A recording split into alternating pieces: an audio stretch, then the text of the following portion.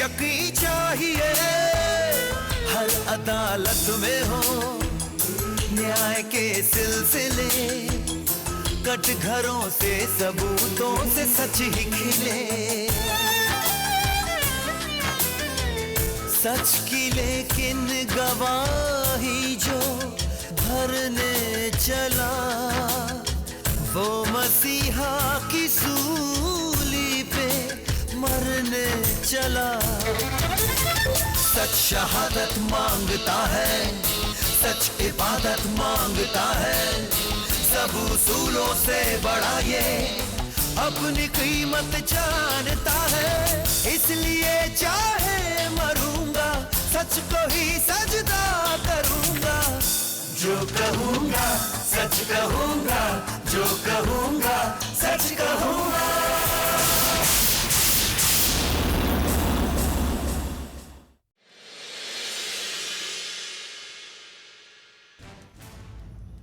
Hi friends, जो कहूँगा सच कहूँगा को एयर पर काफ़ी वक्त हो गया, तकरीबन 8-9 महीने। तो सोचा आज आपसे 2 बातें की जाए, और मैं ही क्या पूरी टीम आपसे 2 बातें करना चाहती है। तो एज अ डायरेक्टर मैंने कहा मैं शुरुआत करूँ। मुझे बात क्या करनी है, आपका शुक्रिया अदा करना है। जब हमने ये सीरियल कंसीव किया था, जब सोचा था ऐसा सीरियल बनाएंगे, तो तकरीबन सभी लोगों ने हमें कहा था कि आज के दौर में ऐसा सीरियल मत बनाइए। आज जिस तरह से सब रोने धोने के सीरियल चलते हैं, तो आप ऐसा एक थोड़ा ड्राई सब्जेक्ट लेकर कोर्ट इस तरह का बनाना चाहते हैं। जिस भी चैनल पर इस तरह का प्रोग्राम बना है वो सफल नहीं हुआ है, ज़्यादा दिन चला नहीं है, थोड़े दिन में उतर गया। पर ये थोड़ा हमारा को कन्विक्शन था, थोड़ा आप लोगों पर भरोसा था, ये सीरियल बना और आज इतने महीनों से लगातार बहुत अच्छी टीआरपी कर रहा है। लगातार week after week, month after month बहुत अच्छी टीआरपी कर रहा है। तो मुझे अपने हिस्से की इतनी बात कहनी है कि आप सबका शुक्रिया। ये सीरियल हमें बहुत अच्छा लगता है, हमारा पूरा परिवार इसे मिलकर देखता है। और वैन इसका सस्पेंस भी बहुत ही अच्छा है। ओह यस, मैं चाहूँगी आप सभी लोग इसे जरूर देखें। ये मेरा फेवरेट सीरियल है, मैं हमेशा इसे देखती रहती हूँ। जो कहूँगा सच कहूँगा, ये सीरियल हम लोग को बहुत अच्छा लगता है। हम ये सीरियल देखते हैं, हमें अच्छा लगता है, हमें मज़ा आता है। हमें भी ये सीरियल करने में बहुत मज़ा आ रहा है और मेहनत करके आपके सामने एपिसोड्स ला रहे हैं। कई अच्छे एपिसोड्स हमने बनाए हैं जो आप लोगों ने पसंद किए हैं, लेकिन अगर मेरा पसंदीदा एपिसोड आप पूछे तो रामानी वाला जो एपिसोड था वो मुझे बेहद प्रिय है। मैं लोगों को बताना चाहता हूँ कि सर्कमस्टेंशियल एविडेंस के आधार पर जो गिरफ्तारियां होती हैं उनमें से अक्सर कितनी गलत होती हैं। मगर सर ये सब होगा कैसे? मैं 1-2 दिन में तुम्हें एक बॉटल और एक सिरिंज दूंगा। मुझे तुम्हारे ब्लड का सैंपल चाहिए और तुम्हारे कपड़ों के कुछ टुकड़े। इतने बड़े वकील का इस तरह से हत्या के केस में फंस जाने से चारों तरफ सनसनी फैली हुई है। इसलिए योर ऑनर, जिन खून के धब्बों और कपड़े के टुकड़ों को लेकर प्रोसिक्यूशन इतना शोर मचा रहा है, अब यहाँ इस केस में उसके कोई मान नहीं रह जाते हैं, इसलिए कि उसे मैंने ही प्लान किया था।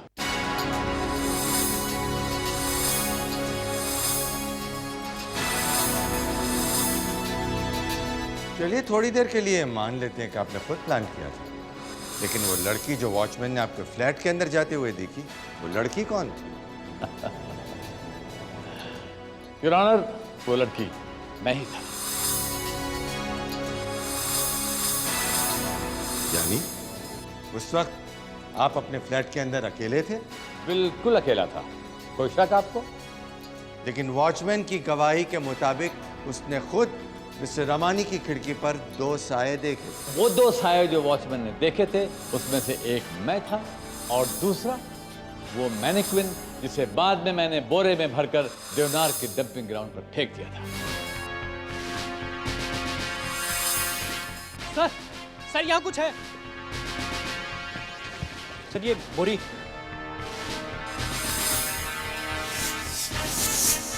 तो यस सर। फॉलो इसे। Yes sir. योर ऑनर, सच कहूं तो मुझे कुछ समझ में नहीं आ रहा है कि रामानी सर क्या कह रहे हैं।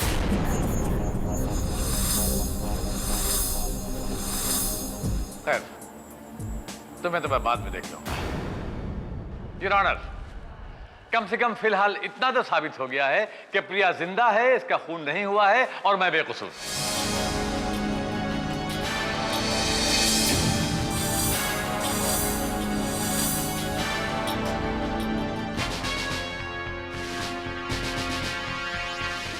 सर, डेड बॉडी की शिनाख्त हो गई है। लड़की का नाम मनीषा लांबा है।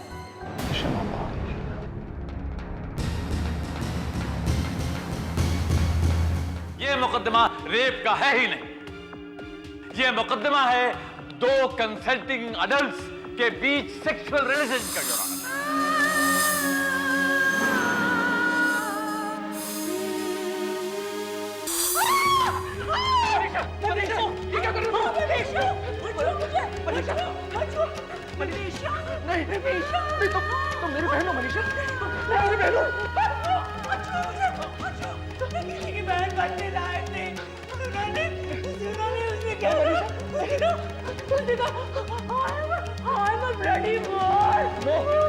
जानते हो विक्रम, इसके पापा कौन हैं?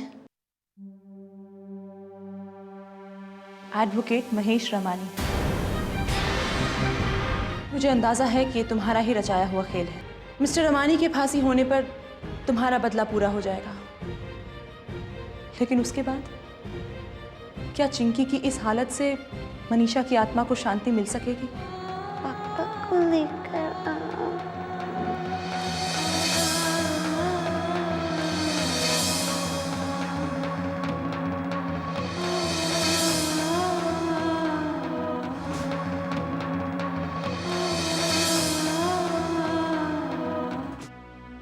फिर उस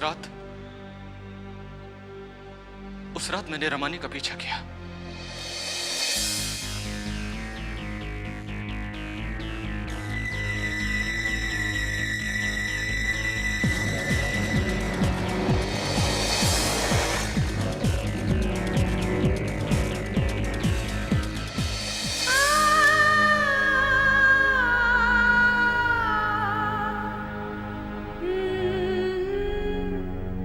मुझे माफ करना बहन, मुझे माफ कर। मैं अपना आखिरी फर्ज भी अदा नहीं कर पा रहा हूँ।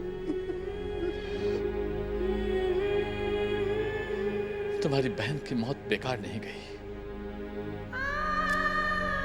उसने मुझ जैसे शैतान को इंसान बना दिया। आज मैं तुमसे एक वादा करता हूं, मनीषा का केस रीओपन करवाऊंगा। आज से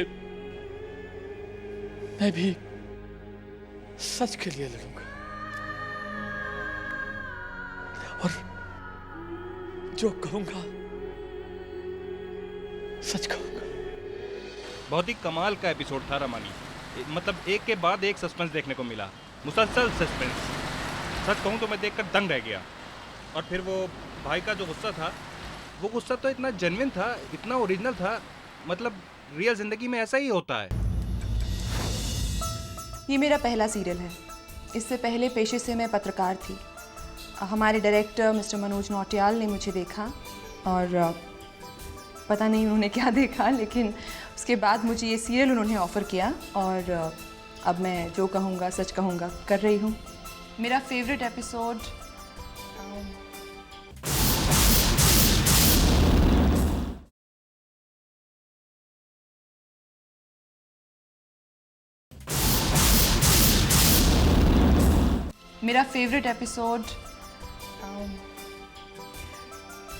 जिसमें मेरी जान पर बनाई थी, अगली बारी तेरी। मुझे कोई नहीं मार सकता, मैं कभी नहीं मर सकता। उज्ज्वला रावत, मैं तुझे मारूंगा, याद रखना। मौत से भयानक होगा है वो, भयानक होगा है वो, भयानक होगा है वो। मौत से भयानक? मौत से भयानक क्या हो सकता? बहुत बुरा हुआ उज्ज्वला रावत के साथ। LLB student Ujjwala Rawat, marketing student Ujjwala Rawat, और मैं भी तो एक उज्ज्वला रावत हूँ।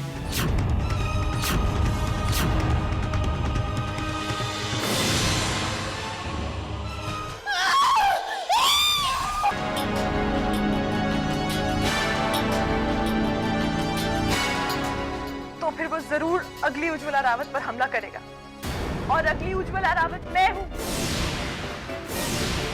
अच्छा एक बात बता, मैं तेरे को क्यों मारना चाहता हूँ? मुझे आज तक कोई उज्ज्वला रावत नहीं बता पाई कि मैं उसे क्यों मारना चाहता हूँ। भाई मैं क्यों मारना चाहता हूँ? मेरी क्या दुश्मनी क्या तुम लोगों में? चल बाहर आ, चल बता मुझे। तुझे आगे मत आना, आगे मत आना। मैं मार दूंगा इसको। मैं उज्ज्वला रावत को मार दूंगा। मैं तुम जाओ तुम लोग।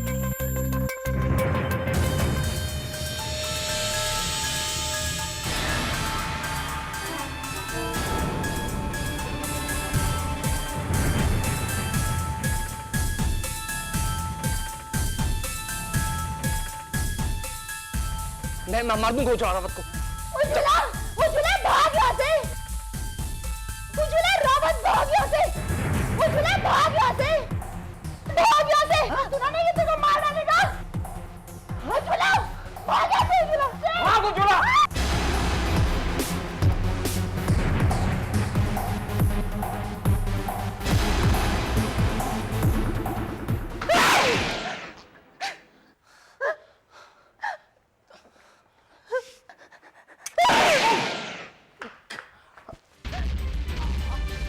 क्या आइडिया था। कातिल डायरेक्टरी देख देख के मर्डर कर रहा था। सारी उज्ज्वला रावत एक एक करके मर रही थी। मज़ा आ गया। Great idea. शोषण करने वाला गलत है, शोषण सहने वाला भी गलत है, लेकिन मेरे हिसाब से शोषण होता देख अगर कोई उसके खिलाफ आवाज़ ना उठाए तो वो शायद सबसे गलत बात है। अभी कुछ समय पहले बम्बई के एक अस्पताल में एक गरीब आदमी के पैर काट दिए गए थे और उसी अस्पताल के कर्मचारियों ने इंश्योरेंस वालों के साथ मिलकर केवल कुछ पैसों के लिए उसके पैर काट दिए। हमने जब इस घटना के बारे में सुना तो हमें लगा कि इसके ऊपर हमें एक एपिसोड बनाना चाहिए और हमने बनाया भी। डॉक्टर डेथ नाम था उसका, मेरा फेवरेट एपिसोड था।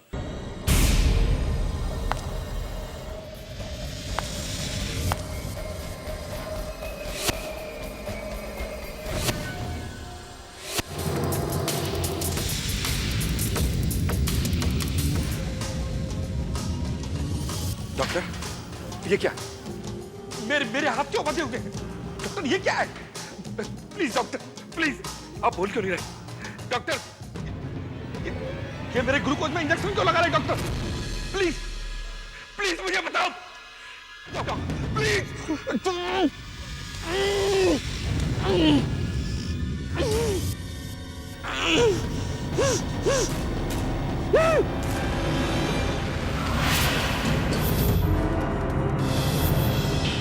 आचार्य साहब मेरे लिए भगवान से भी बढ़कर थे। एक वही शख्स था जिसने ये टांग कटने के बाद मेरी सबसे ज्यादा मदद की थी। यकीन जानिए क्या करता मैं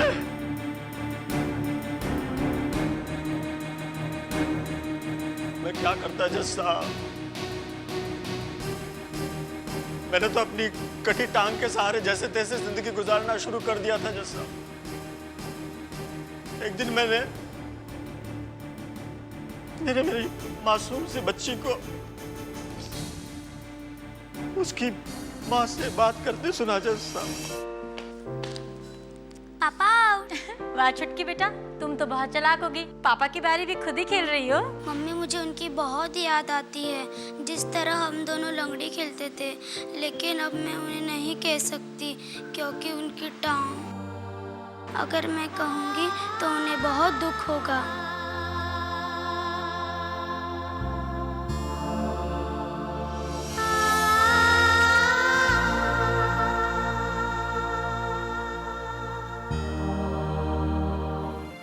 मैंने नकली पैर के सहारे सब कुछ करना सीखा था, लेकिन ये सरप्राइज में इससे पहले अपने भगवान आचार्य साहब को देने उनके घर चला गया। भाई आचार्य, तुमको तो यार मैं गुरु मानता हूं। लोगों के हाथ पैर कटवा के तुम अपनी जेबें भरते हो और उसके बाद भी लोग तुम्हें देवता मानते हैं। और अपना वो बल्लू पांडे है ना, उसने तो अपने घर में भगवान की फोटो के साथ साथ तुम्हारी फोटो भी लगा रखी है।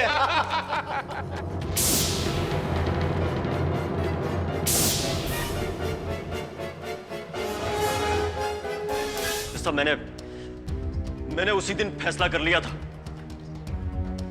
कि मैं अपनी इस नकली टांग से चलने की बात किसी को नहीं बताऊंगा। इसी के जरिए मैं अपना बदला लूंगा जज साहब। इसके साथ ही मैं ये भी कहना चाहूंगी कि बल्लू के केस पर सहानुभूति से विचार किया जाए। That's all. मैंने न्यूज़पेपर में पढ़ा था मुंबई के एक अस्पताल में किसी के पैर कट गए थे, लेकिन आप लोगों ने तो उसकी एपिसोड बना दिया। लेकिन अच्छा है, करंट इश्यू पर एपिसोड बनना चाहिए। आप लोग बहुत अच्छा काम कर रहे हो, कॉन्ग्रेचुलेसन। आपकी कहानियाँ इतनी अच्छी होती हैं, उसमें सच्चाई होती है, जैसी आपने एमएमएस में बनाया है और ये क्रिकेट पे बनाया है, वो सब उसमें बहुत सच्चाई होती है और अच्छी लगती है सबको।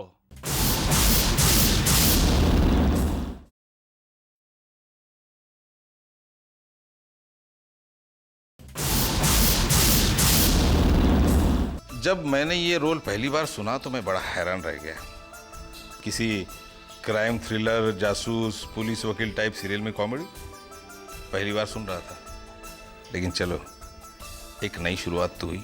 आप या तो इनके पैसे लौटा दो, नहीं तो रेत और सीमेंट वो लौटा दो। घबराओ नहीं, अगर हमें ज्वेलरी पसंद आई तो हम अपनी 119 बेगमों के वास्ते भी ज्वेलरी यहीं से खरीदेगी।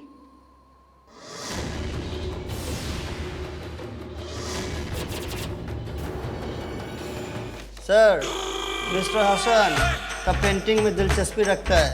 हमको सीरियल में कॉमेडी अच्छी लगती है। बहुत अच्छी लगती है। हत्ते सर जी बहुत हंसाते हैं, बहुत मजा कराते हैं, अच्छा लगता है। सबसे इम्पॉर्टेंट, सबसे कीमती आपकी ज़िंदगी में क्या है? हम सबकी ज़िंदगी में क्या है? पैसा, रिश्ते, सेहत, एक और चीज़, आपका सपना, कुछ बनने का सपना, कुछ करने का सपना, अपने लिए, अपने परिवार के लिए, अपने समाज के लिए कुछ करने का सपना। यही वो चीज़ है जो इंसान और जानवरों को अलग करती है। सपना देखना, उसे हिम्मत से निभाना और उसके टूटने का गम, सब सपने में शामिल है। इसीलिए मेरा जो फेवरेट एपिसोड है उसका नाम था सपना। छोटे शहर की लड़की बम्बई आई, सपना था हीरोइन बनने का, लेकिन कई लोगों के हाथ का खिलौना बन गई।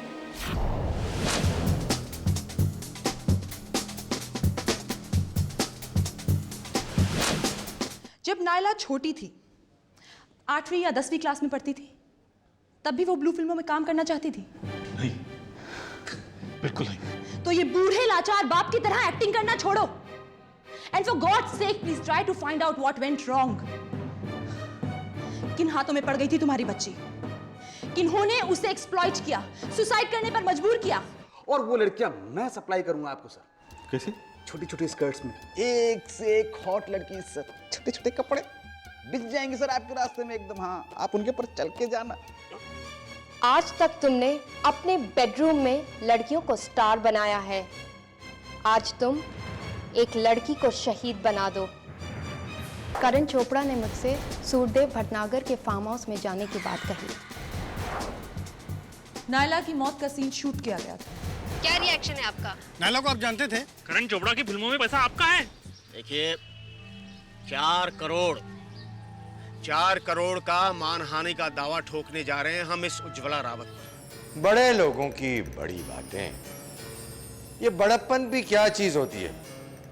सूर्यदेव जी का कहना है कि अगर उज्ज्वला रावत जी उनसे माफी मांग ले तो वो केस वापस लेने के लिए तैयार है।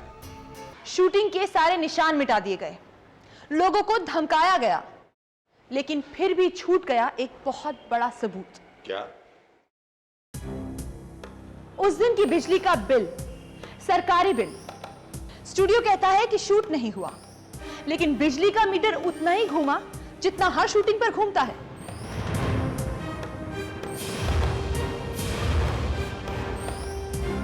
कुछ और हो रहा होगा।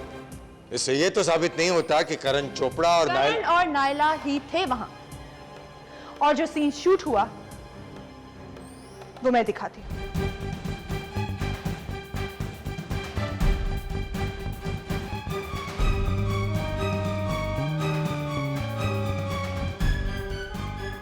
सूर्यदेव जी से झगड़े का मतलब जानती हो? मंत्री हैं वो। मैं ये सब बर्दाश्त नहीं कर सकती। तुम नहीं जानती। He will finish you. मेरा शॉट रेडी है? चलो रिहर्सल और परफॉर्मेंस इतनी बढ़िया थी कि एक दूर बैठे शख्स ने उसे कैमरा के फोन पर रिकॉर्ड कर लिया। उसमें मुझे वो सीन बहुत अच्छा लगा था जिसमें उज्ज्वला कहती है कि जो बच्चे डॉक्टर इंजीनियर बन जाते हैं उनके माँ बाप उनके साथ रहते हैं, और जो बच्चे गलत रास्ते पर चले जाते हैं उनके माँ बाप उनके साथ नहीं रहते। और मैं चाहता हूँ कि हर माँ बाप ये सीन बार बार देखे। मुझे ये सीरियल दूसरों से अलग लगता है क्योंकि इसमें एक सोच है, एक विचार है, एक चिंगारी है। मैंने जो कहानी की उसमें उज्ज्वला कहती है कि मेरी लड़ाई उन चेहरों से नहीं है बल्कि उस सोच से है जो बेटियां पैदा नहीं होने देते। हमारी लड़ाई है उस पुरानी, उस सदियों पुरानी सोच के खिलाफ, जिसे अगर हमने अभी नहीं बदला तो हमारी आने वाली नस्लें खत्म हो जाएंगी। इसके पेट में लड़की है तो प्रभु जी, ये लोग मेरी बेटी को मारना चाहते हैं। ये मैं क्या सुन रहा हूं मितेश?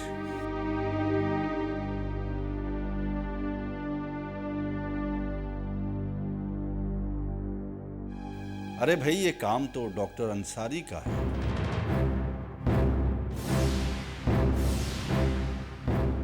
तुम लोग कैसे कर सकते हो?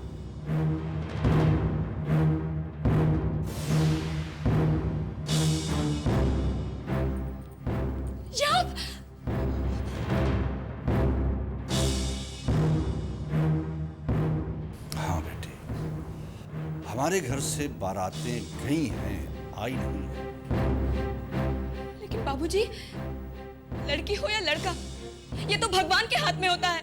भगवान कमजोरों के लिए होते हैं। मर्द अपनी किस्मत खुद बनाते हैं और खुद लिखते हैं।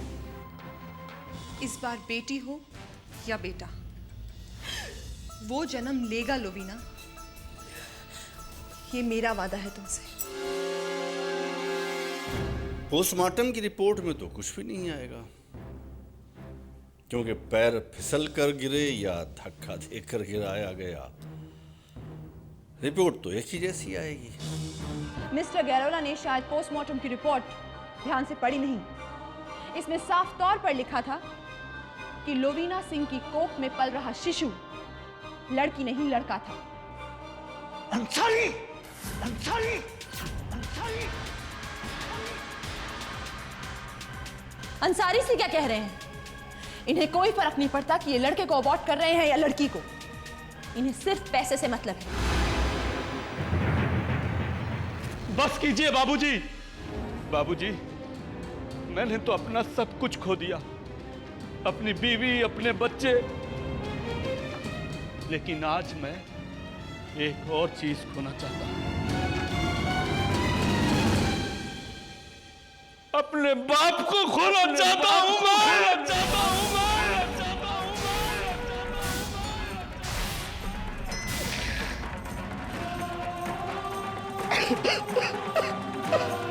आप अपनी करतूतों को भगवान की इच्छा कहते थे। ये है भगवान की इच्छा और यही है भगवान का न्याय।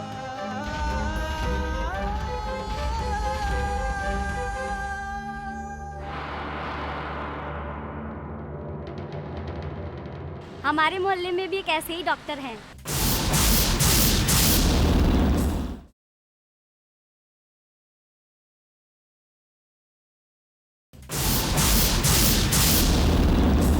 हमारे मोहल्ले में भी एक ऐसे ही डॉक्टर हैं। लेकिन जब से आपका सीरियल आया है तब से लोग उसके ऊपर शक करने लगे हैं। आप लोग अच्छा काम कर रहे हैं। जो कहूंगा सच कहूंगा, शाबाश।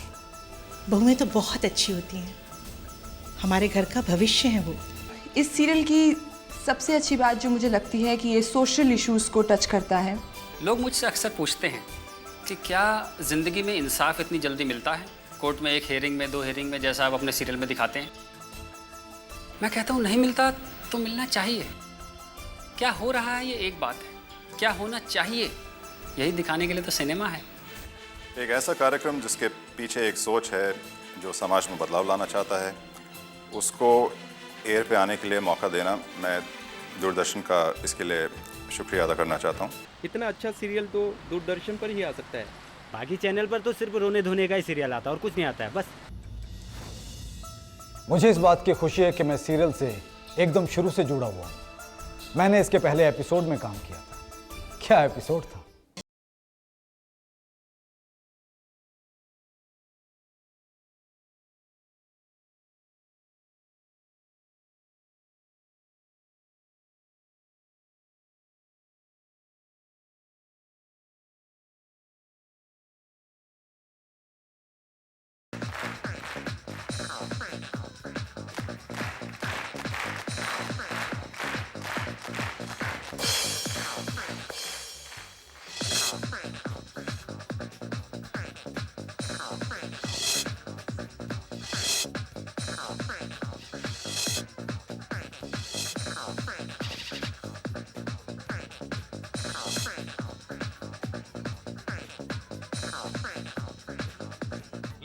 जेंटलमैन, अब पेश है आज के शो का सबसे उम्दा शाहकार, एक कमाल का डायमंड नेकलेस जिसकी कीमत है 2 करोड़ रुपए और जिसे पहनकर आ रही हैं हमारी very famous model Sabina Matthew.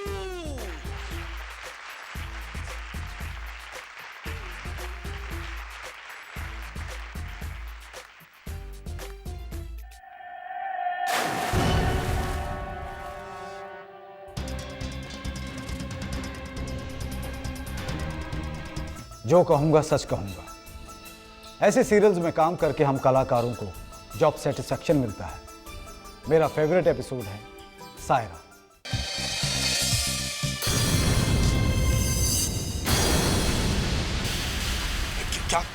क्या कर रही हो बेटा? अच्छा, बंद कमरे में जाने मन और सबके सामने बेटी। क्या हो गया सायरा? क्या कर रही है सायरा? इस नारी निकेतन में तेरी 6 और बेटियां हैं। उन सब की तरफ से तुझे ये तोहफा। अरे देख क्या रही, क्या बदतमीजी है ये? ये बलाल है लड़कियों का। छोड़ो मुझे, छोड़ो मुझे।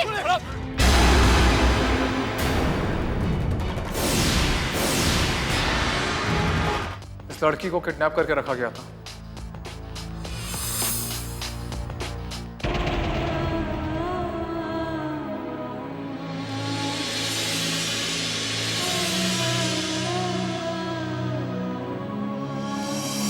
उसे लग गया कि मेरा मर्डर होने वाला है, इसलिए उसने कागज के छोटे टुकड़ों पर लिखा कि मेरा कातिल मेरा भाई जाकिर है।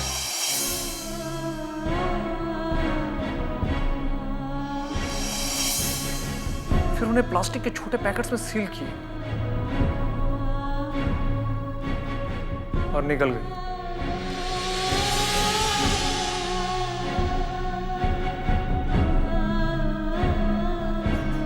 इससे साफ हो जाता है कि जाकिर ने अपनी बहन सायरा का खून नहीं किया है।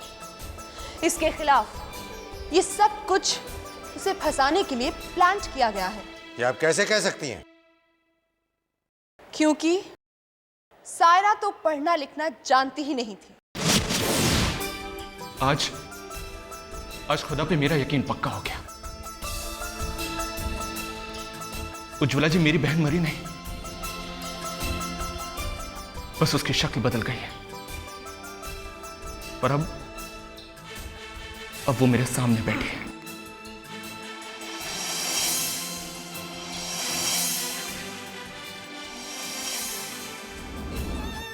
इस बार जीत मक्कारी की हुई है। ये असली कातिल है।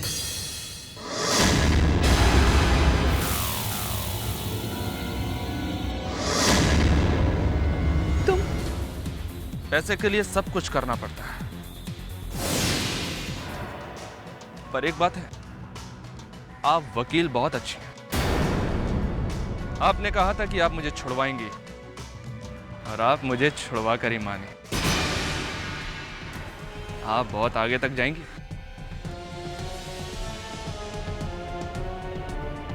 खुदा हाफिज।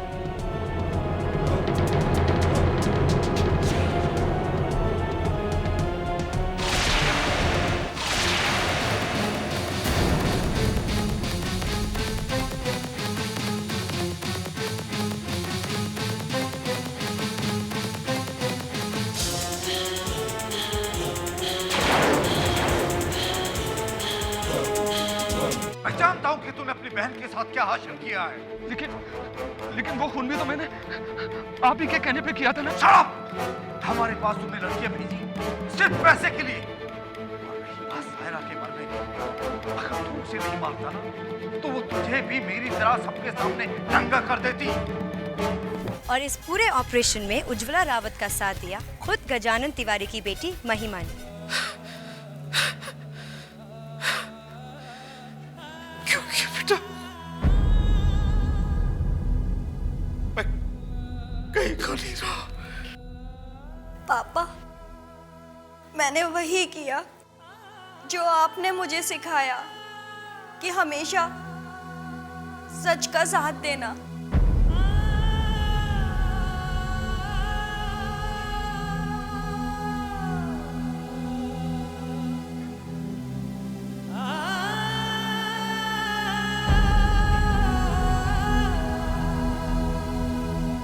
पेट में पर्ची वाला आइडिया तो कमाल का था।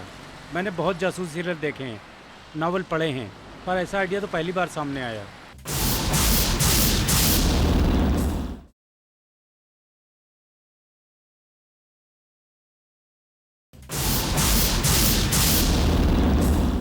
इस एपिसोड के सीरीज़ डायरेक्टर मनोज नौटियाल जी मेरे बहुत अच्छे दोस्त हैं।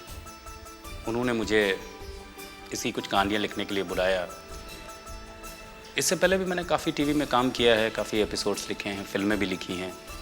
तो मैंने सोचा चलो भाई डीडी का शो है, 1 घंटे का शो है, जो कहानियाँ इनको सुनाएंगे, सुबह कलम उठाएंगे, शाम तक ये कहानी कंप्लीट हो जाएगी। लिखना शुरू किया, लेकिन बाद में पता चला कि लिखते जा रहे हैं। मैं और मेरा पार्टनर खावर जलीस, हम दोनों लिख के पागल हो गए। हम ड्राफ्ट बनाते थे, उनको कहानी सुनाते थे, वो रिजेक्ट कर देते थे। हम फिर ड्राफ्ट बनाते थे, फिर कहानी सुनाते थे, फिर रिजेक्ट करते थे। एक कहानी के 6-6, 7-7 ड्राफ्ट बनाए हैं। उस वक्त बड़ी खींच आती थी, लगता था मुग़ल आज़म बन रहा है। लेकिन जिस वक्त वो कहानियाँ टेलीकास्ट होती थी और हमारे कुछ दोस्त हैं हमारे अपने शहर के, जब उनके फ़ोन आते थे, वहाँ से मेरी अपने रिश्तेदार, मेरी खाला ने, मेरी दोस्त ने, मेरी बहनों ने जो वहाँ से फ़ोन किए और मुझे बताया, उसके बाद मुझे लगा कि जितनी मेहनत मनोज जी मुझसे करवाते थे, ठीक करवाते थे, वो सारी कहानियाँ मेरे दिल के पास थीं। लेकिन उसमें सबसे ख़ास कहानी जो मुझे सबसे ज़्यादा अच्छी लगती है वो है बाज़ार।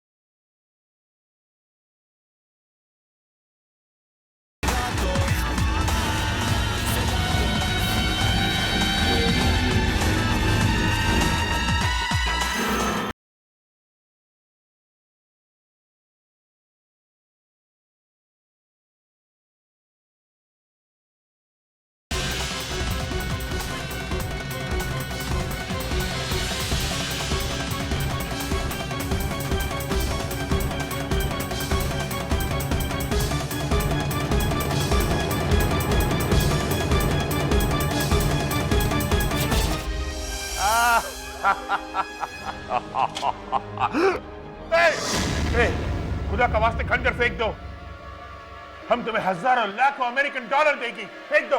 आप क्या करते हैं? जी मेरी प्लेसमेंट की एजेंसी है, मैं लोगों को काम करने के लिए बाहर भेजता हूँ। अब तक कितनी ऐसी औरतों को भेजा है आपने जो 30 साल या 40 साल की हों?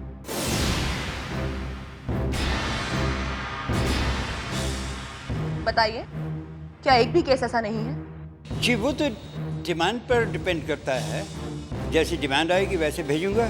क्या डिमांड सिर्फ 16 से 18 साल की लड़कियों की ही होती है? Order order. इसमें मेरा क्या कसूर है? जो शेखों की मर्जी। शेखों की मर्जी से ज्यादा ये आपके धंधे की बात है।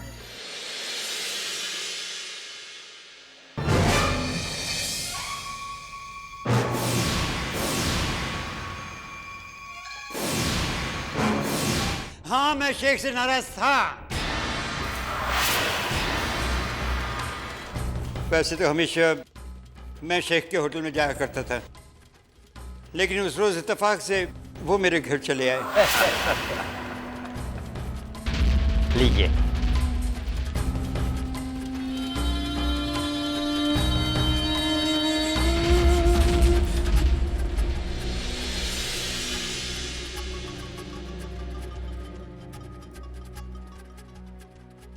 पढ़ाई करता है? जी। कौन सा जमात में पढ़ता है? 10th में। मतलब के 16 साल का उम्र हो गया? खुशी बेटा तुम अंदर जाओ। जी पापा।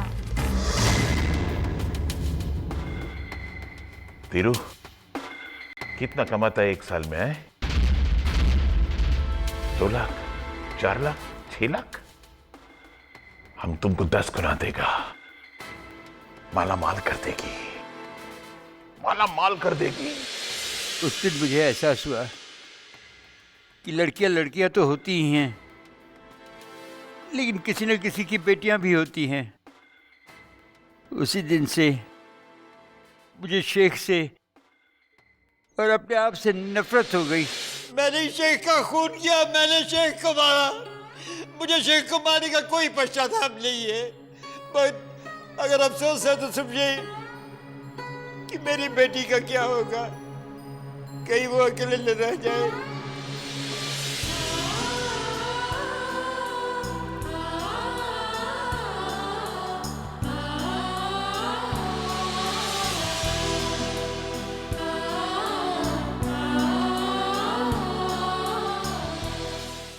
मैं भी हैदराबाद की रहने वाली हूँ और मेरे पड़ोस में भी ऐसी घटना घटी थी। ये कहानी देखकर मुझे वहाँ की याद आ गई। बिल्कुल सच्ची घटना लगती है। इस सीरियल की लगभग आधी कहानियाँ मैंने लिखी है। इन्हें लिखने में बहुत मज़ा आता है क्योंकि ज़्यादातर समाज की सच्ची घटनाओं से प्रेरित है। शायद इसीलिए इसका नाम है जो कहूँगा सच कहूँगा। मेरा फेवरेट एपिसोड है अभिनेत्री।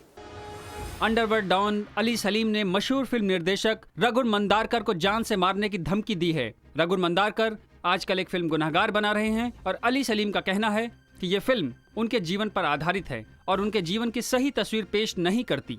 अरे भड़को नहीं तो और क्या करो।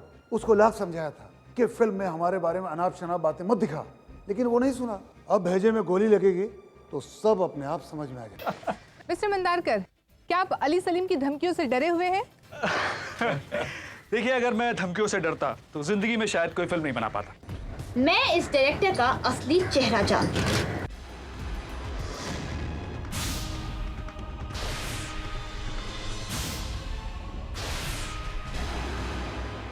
ये है इस इंसान का घिनौना चेहरा।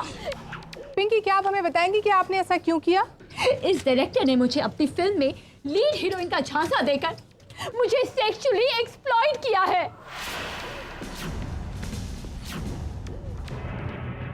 यानी कास्टिंग काउच?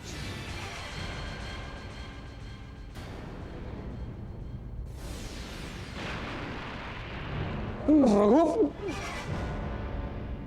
ये तो किसी लड़की के बाल लगते हैं।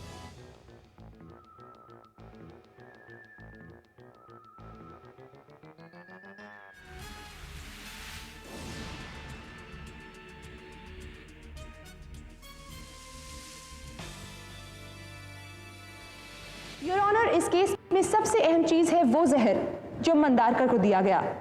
पुलिस को मौका वारदात पर ऐसी कोई चीज नहीं मिली जिसमें वो जहर लाकर मंदारकर को दिया गया, लेकिन शराब के गिलास में जहर के साथ साथ नीले पदार्थ के कुछ ऐसे कण मिले हैं जिनका कॉम्पोजिशन सेम वैसा है जैसे लिखने वाली स्याही का होता है। वैसे तो सिर्फ इससे कातिल तक पहुंचना लगभग नामुमकिन था, लेकिन मथानी साहब ने पिंकी सेन का सच्चा हमदर्द बनने और खुद पर से शक हटाने के लिए पिंकी की मदद करने का ऐलान कर दिया और ओवर एक्टिंग कर गए। जब मेरे ऑफिस में वो दस्तखत कर रहे थे तो उनके पेन में से स्याही की जगह पानी जैसा कुछ पदार्थ निकला। फिर उन्होंने पेन झटका तो वो सही काम करने लग गया। तब तो मुझे कुछ अटपटा नहीं लगा, लेकिन कल गिलास में मिले जहर के साथ साथ स्याही और पेन में निकले पानी जैसे पदार्थ का कनेक्शन मेरे जहन में दौड़ गया। मैंने लगता है वो यमराज जी ने खुद ही उसकी फांसी पर दस्तखत कर दिए। दस्तखत? और तब ये समझ आया कि मिस्टर मथानी ने अपने फाउंटेन पेन में जहर ले जाकर रघु की शराब में मिलाया है। गोदाम पहुंचा तो रघु को शराब ऑफर की। उसी दौरान मैंने अपने पेन से उसकी शराब में जहर डाल दिया। जब जहर के असर से उसकी आंखें बंद होने लगी, वो लड़खड़ा रहा था, तो मैंने अपनी जेब से पिंकी के बाल जो 2-3 दिन पहले मैंने उसके कंधे से लिए थे, रघु की शर्ट के बटन में फंसा दिया।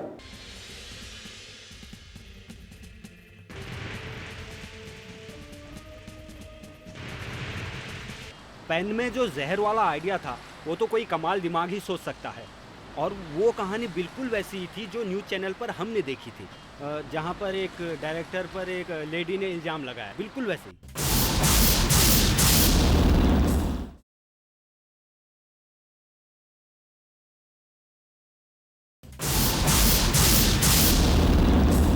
इस सीरियल में काम करने का बहुत मज़ा आया, स्पेशली उस कहानी में जिसमें मेरी नई नई शादी हुई थी। जो कहूँगा सच कहूँगा, एक चुलबुला रोमांस करने का बड़ा मज़ा आया था। दोस्तों, अपने 2 मित्रों से आपको और मिलाना चाहता हूँ। ये हैं जो कहूँगा और ये हैं सच कहूँगा। सर, अच्छा, आप अपने असली नाम बता दीजिए। सर, मेरा नाम है मनीष खन्ना। मेरा नाम है दीपक पांडे। ये दोनों एपिसोड डायरेक्टर्स हैं, आप इनके नाम स्क्रॉल में देखते होंगे। इनकी वजह से मेरी ज़िंदगी काफ़ी आसान रहती है। और भाई लोगों, आपका जो फेवरेट एपिसोड है वो हमारे दोस्तों को बताइए। हमारा फेवरेट एपिसोड है हैमरमैन।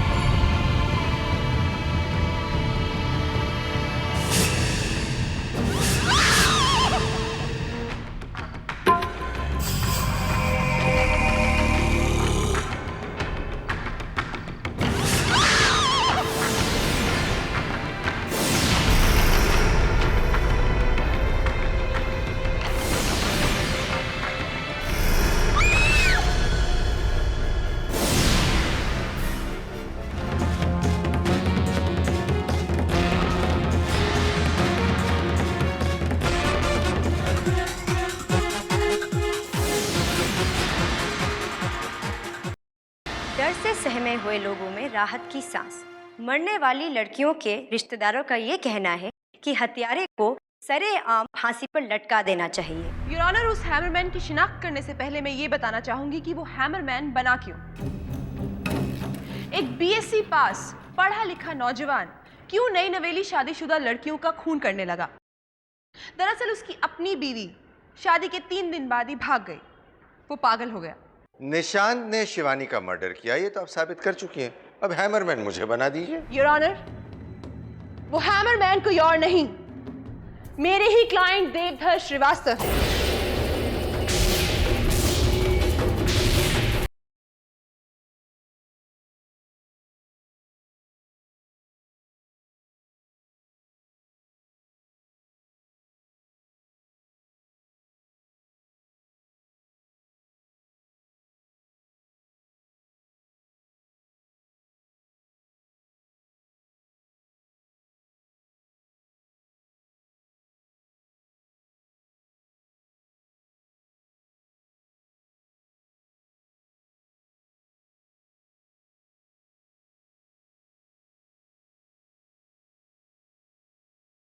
सही कहानी है, जैसे मुंबई में कुछ दिन पहले बियरमैन का आतंक छाया हुआ था। कहानी देख के तो मुझे बहुत डर लग रहा था और मज़ा भी आ रहा था। सारा कुछ अच्छा ही अच्छा है, तो आप पूछेंगे मलाल किस बात का है? मलाल सिर्फ एक बात का है कि हर बार गैरोला उज्ज्वला के सामने केस हार जाता है। बेवकूफ दिखते हुए भी समझदारी का काम करना बहुत मुश्किल होता है, पर ऐसा हो रहा है और आपका प्यार भी मिल रहा है। थैंक यू, बहुत बहुत शुक्रिया। ये जानकर बहुत अच्छा लगता है कि रात 10 बजे दूरदर्शन पर जितने भी सीरियल्स आते हैं, हमारा सीरियल जो कहूँगा सच कहूँगा टीआरपी के मामले में सबसे ऊपर है। Thank you so much. हर प्रोग्राम को बनाने के पीछे एक मकसद रहता है। कुछ लोगों का पैसा कमाना, कुछ लोगों का एंटरटेनमेंट वैल्यू देना, कुछ का नाम कमाना, हमारा भी था। लेकिन इस सबसे एक बड़ा मकसद था और वो था समाज में बदलाव लाना। दोस्तों, इस तरह से सफ़र यहाँ तक पहुँचा है। 7-8 महीने से काफ़ी अच्छा है, आपका प्यार हमें मिल रहा है। उम्मीद करते हैं कि आगे तक चलता रहे, आप लोग इसी तरह देखते रहें और हमारा हौसला बढ़ाते रहें। Thank you.